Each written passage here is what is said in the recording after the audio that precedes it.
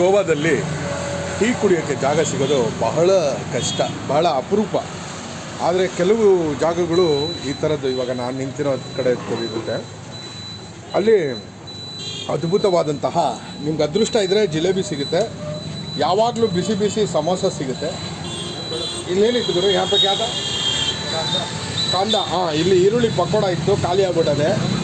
ಇದು ಮೆಣಸಿನ್ಕಾಯಿ ಬಜ್ಜಿ ಸಖತ್ತಾಗಿತ್ತು. ಇಲ್ಲೇ ಫ್ರೆಶ್ಶಾಗಿ ಅಲ್ಲೇ ಮಾಡಿಬಿಟ್ಟು ಇಲ್ಲೇ ಕೊಡ್ತಾಯಿರ್ತಾರೆ. ಜೊತೆಗೆ ವಡಾಪಾವ್ ಕೂಡ ಇರುತ್ತೆ. ಈ ಥರ ಅಂಗಡಿಗಳು ಕಮ್ಮಿ ಇದ್ರೂ ಬೈ ಚಾನ್ಸ್ ನಿಮಗೆ ಸಿಕ್ಕರೆ ಬೆಳಗ್ಗೆ ಅಥವಾ ಸಂಜೆ ಹೊತ್ತು ಸ್ನ್ಯಾಕ್ಸ್ಗೆ ಹೇಳಿ ಮಾಡಿಸಿದಂಥ ಜಾಗ. ಬೆಂಗಳೂರಲ್ಲಿ ಸಿಕ್ಕಂಗೆ ರೋಡ್ಗೆ ಗಿರ್ಶಿನಿ ಎಲ್ಲ ಇರಲ್ಲ. ಇಲ್ಲಿ ಇಷ್ಟೊತ್ತು ಸಮೋಸ ತಿಂದಂಥ ನಮ್ಮ ಚಂದನ್ ಶಂಕರ್ ಅವ್ರಿಗೆ ಅನುಭವ ಹೇಗಿತ್ತು ಅಂತ ಕೇಳೋಣ. ಹೇಗಿತ್ತಪ್ಪ? ತುಂಬ ಚೆನ್ನಾಗಿತ್ತು, ಬಿಸಿ ಬಿಸಿಯಾಗಿತ್ತು, ಬಾಯಿ ಸುಟ್ಟೋಯ್ತು.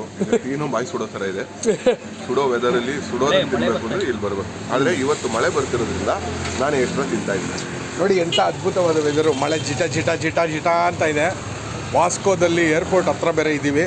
ಏರ್ಪೋರ್ಟ್ಗೆ ಹೋಗ್ತಿಲ್ಲ, ಅದು ಬೇರೆ ವಿಷಯ. ರಮೇಶ್ ಅವರೇ ಹೇಗಿತ್ತು? ಅದ್ಭುತ. ಓಕೆ.